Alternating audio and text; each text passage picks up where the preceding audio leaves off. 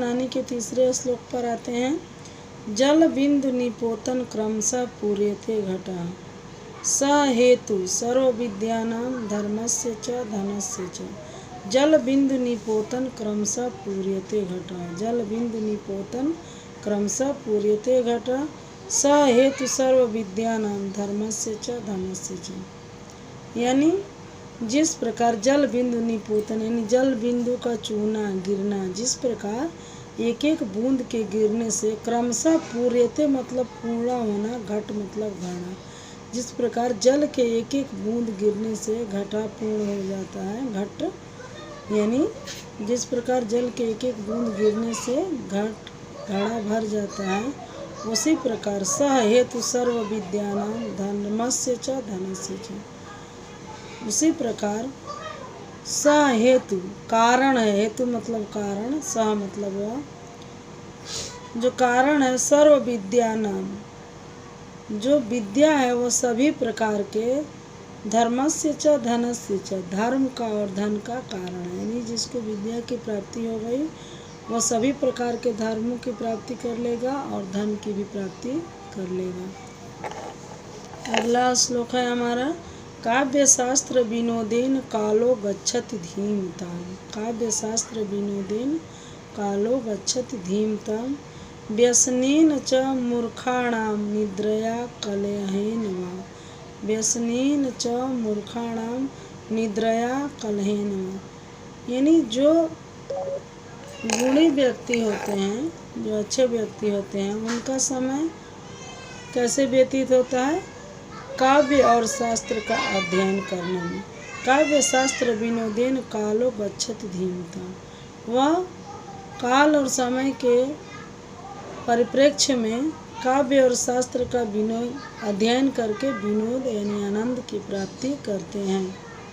और जो व्यसनेन च मूर्खाणाम, जो मूर्ख लोग होते हैं वह अपना समय व्यसनों में गंवा देते हैं। निद्राया कलहेन वा, और निद्रा में यानी सोने में, और कलह मीन्स झगड़ा झंझट करने में जो मूर्ख होते हैं वो अपना समय व्यतीत कर देते हैं। और जो बुद्धिमान व्यक्ति होते हैं वो अपना समय काव्य और शास्त्र के अध्ययन करके उससे आनंद प्राप्त करने में अपना समय व्यतीत करते हैं। अगला श्लोक है, बहुत ही इम्पोर्टेंट है और बहुत ही प्रसिद्ध श्लोक है। न चौरहार्यम न च राजहार्यम न भ्रातृभाज्यम न च भारकारी व्यय कृते वर्धत एव नित्यम विद्याधनम सर्वधन प्रधानम। न चौरहार्यम न च राजहार्यम, विद्या एक ऐसा धन है, न चौरहार्यम चौर द्वारा हरा गया, चोर द्वारा हरा गया, न च राजहार्यम या राजा द्वारा हरा गया या लिया गया। विद्या एक ऐसा धन है जिसे न चोर चुरा सकता है और न राजा ले सकता है, छीन सकता है। न भ्रातृभाज्यम, न इसे भाई बांट सकता है। जो भी हमारे पास धन संपत्ति होती है पैतृक, तो उसमें भाई बंटवारा कर लेता है। लेकिन विद्या एक ऐसा धन है कि न भ्रातृभाज्यम, इसमें भाई भी बंटवारा नहीं कर सकता। न च भारकारी, न इसे पत्नी ले सकती है। व्यय कृते वर्धत एव नित्यम, यह एक ऐसा धन है कि कृत्य मीन्स कार्य, इसे व्यय करने का कार्य जितना ही हम करेंगे, वर्धत एव नित्यम, वो नित्य प्रति उतना ही बढ़ेगा। विद्या धनम सर्वधनम प्रधानम, इसलिए विद्या ही ऐसा धन है जो सभी धनों में प्रधान है और श्रेष्ठ है, क्योंकि इसे न चोर चुरा सकता है, न राजा ले सकता है, न भाई बांट सकता है, न पत्नी ले सकती है, और इसे हम जितना ही खर्च करेंगे उतना ही बढ़ेगा। अगर हम 2 लाख रुपया रखे रहें तो खर्च करेंगे तो धीरे धीरे ख़त्म हो जाएगा। सोना जेवर रखे रहेंगे तो चोर के चुराने का भय रहेगा। लेकिन विद्या एक ऐसा धन है, संपत्ति रहेगा तो उसमें भाई आधा ये मानेंगे कि हमारे भाई का है, बंटवारा कर लेगा। लेकिन विद्या एक ऐसा धन है जो हमसे कोई नहीं ले सकता है, और मैं जिसको भी दूंगा, जिसके लिए भी खर्च करूंगा, उतना ही हमारे पास और बढ़ता जाएगा। तो इसलिए सभी धनों में श्रेष्ठ है। अगले श्लोक पर आते हैं बच्चों। परोक्ष कार्य हंतारम प्रत्यक्ष प्रियवादिनम। परोक्ष कार्य हंतारम प्रत्यक्ष प्रियवादिनम, वर्ज एतादृशं मित्रं विस्कुम्भं पयोमुखम। वर्ज एतादृशं मित्रम विस्कुम्भम पयोमुखम। आप तो परोक्ष और प्रत्यक्ष का मतलब जानते ही होंगे। प्रत्यक्ष मतलब सामने और परोक्ष मतलब पीछे। कार्य हंतारम मीन्स कार्य को हनन करने वाला, नुकसान पहुंचाने वाला। प्रिय वादिनम मतलब प्रिय बोलने वाला। वर्ज एतादृशम मतलब ऐसा, वर्ज मतलब त्याग देना, एतादृशम ऐसे लोगों को त्याग देना। मित्र मतलब मित्र। विष कुंभम मतलब कुंभ मतलब घड़ा और विष मतलब जहर, जहर का घड़ा। पयोमुखम मतलब पीने के लिए। कह रहे हैं कि परोक्ष कार्य अंतरम यानी पीठ पीछे कार्य को क्षति पहुंचाने वाला, नुकसान पहुंचाने वाला। प्रत्यक्षम प्रियवादिनम और सामने मीठा बोली बोलने वाला। वर्ज एतादृशम ऐसे, वर्ज एतादृशम मित्र मतलब ऐसे मित्र का हमें वर्ज मतलब त्याग कर देना चाहिए, क्योंकि ऐसे मित्र ऐसे होते हैं विष कुंभम पयोमुखम, जो हमें विष से भरा घड़ा पिला देंगे। एक है कि घड़े में नीचे लालच, बस दूध भरा हो, अमृत भरा हो और घड़े के मुख पर विष लगा दिया गया हो, तो ऐसा घड़ा के समान वो मित्र होते हैं कि हम उसे दूध समझकर या अमृत समझकर पी लेंगे और मर जाएंगे। और ऐसे मित्र उसी प्रकार होते हैं कि जो हमारे पीठ पीछे हमारे कार्य को क्षति पहुंचाते हैं और हमारे सामने मीठी बोली बोलते हैं। ऐसे मित्र का त्याग कर देना चाहिए। वर्ज एतादृशम ऐसे मित्र का जो है हमें परित्याग कर देना चाहिए। ऐसे मित्र से मित्रता नहीं रखनी चाहिए जो हमारे पीठ पीछे हमारी बुराई करें और हमारे सामने मीठी बोली बोलें। इस प्रसंग में आपको हरिशंकर परसाई का लिखा हुआ निंदा रस याद आ रहा होगा। अगला श्लोक है यानी 7वां श्लोक है। उदिते सविता ताम्र अस्ताम्र एवास्तुमेति च। उदिते सविता ताम्र अस्ताम्र एवास्तुमेति च। संपत्तौ च विपत्तौ च महात्मा मेकरूपता।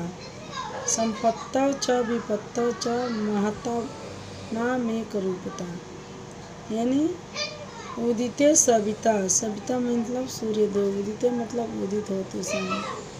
ताम्र अस्ताम्र एवास्तुमेति च यानी सूर्य जिस प्रकार उदित होते समय और अस्त होते समय एक समान दिखाई देते हैं यानी लाल रंग के दिखाई देते हैं, उसी प्रकार जो महात्मा व्यक्ति होते हैं या यूँ कहें कि महान व्यक्ति होते हैं, वह संपत्ति और विपत्ति यानी धन के प्राप्त करने पर या कष्ट के आने पर दोनों समय वह अपना धैर्य नहीं खोते हैं, एक समय हो जाते, एक समान रहते हैं।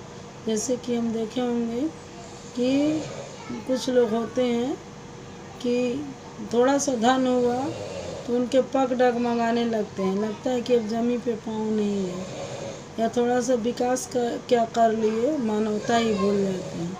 लेकिन जो महात्मा व्यक्ति होते हैं वह सूर्य की भांति उदित और अस्त होते समय जैसे सूर्य एक समान रहते हैं लाल रंग के, उसी प्रकार जो महात्मा व्यक्ति होते हैं वह संपत्तो च विपत्तो च, चाहे संपत्ति में बहुत ज़्यादा उनके पास संपत्ति हो जाए, चाहे उन्हें कोई आपदा आ जाए, कोई कष्ट आ जाए, तो वो एक समान रहते हैं। वह अपने धैर्य को नहीं खोते हैं कि धन प्राप्त कर लिए तो पग डगमगाने लगे या कष्ट हो गया तो आपा खो दिए। वो जो है अपने जो है विचारों को दृढ़ संकल्प रखते हैं, अपने कार्य पर अडिग रहते हैं और धैर्य बनाए रहते हैं, और इस तरीके से उन्हें सफलता भी मिलती है। चलिए अब अगले श्लोक पर आते हैं। अगला श्लोक यानी 8वां श्लोक है।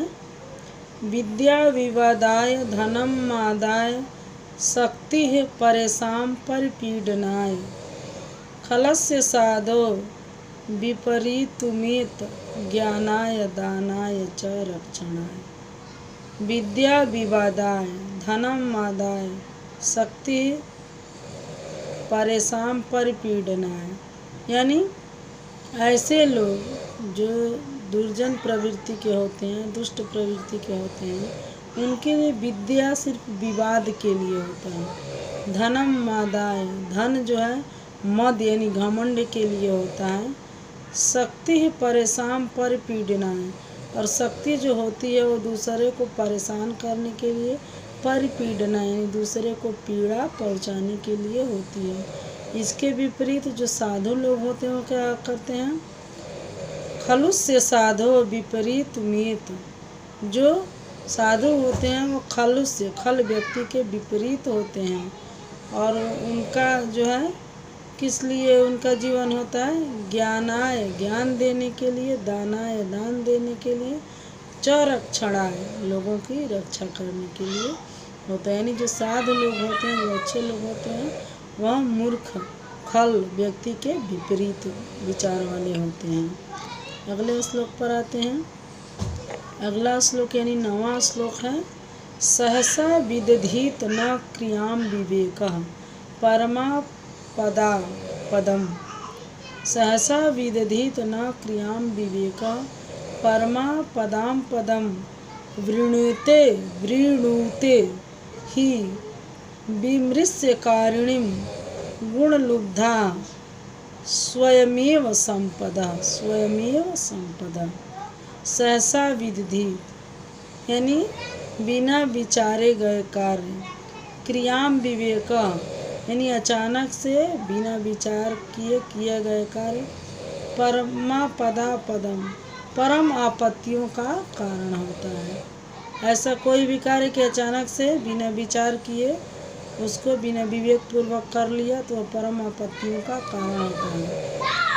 वृणुते ही विमृश्य कारिणी, इसके विपरीत जो विमृश्य कारिणी यानी विचार विमर्श करके किया गया कार्य, जो लोग वृणुते मतलब जो लोग ऐसे कार्य का वर्णन करते हैं, ऐसा कार्य करते हैं, उनके लिए गुण लुब्धा यानी गुणों की लोभी, स्वयमेव संपदा, स्वयमेव मतलब गुणों की लोभी लक्ष्मी स्वयमेव ऐसे लोगों का वर्ण करती है यानी चयन करती है संपदा, और ऐसे लोगों को धन संपदा प्रदान करती हैं।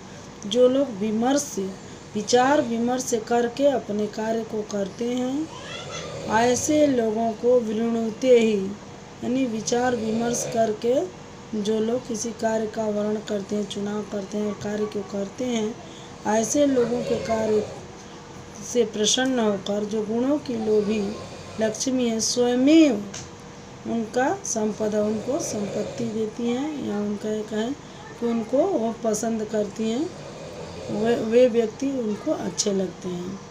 अगले श्लोक पर आते हैं। अगला श्लोक यानी 10वां श्लोक है। वज्रादपि वज्रादपि यानी वज्र के समान, कठोराणि कठोर, मृदूनि मतलब मृदुल, कुसुमादपि मतलब फूलों के समान। वज्रादपि कठोराणि मृदूनि कुसुमादपि लोकोत्तराणाम लोकोत्तराणाम चेतांसि को न विज्ञातुर्महर्ति। लोकोत्तराणाम चेतांसि को न विज्ञातुर्महर्ति।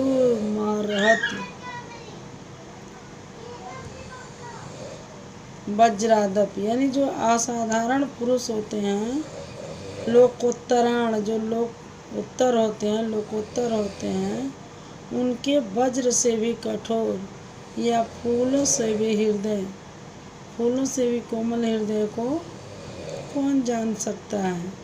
असाधारण पुरुषों अर्थात महापुरुषों के वज्र से भी कठोर तथा पुष्प से भी कोमल चित्त को कौन जान सकता है। भला कौन जान सकता है, क्योंकि वह व्यक्ति जो है असाधारण है, उनके बारे में जान पाना इतना कठिन नहीं है।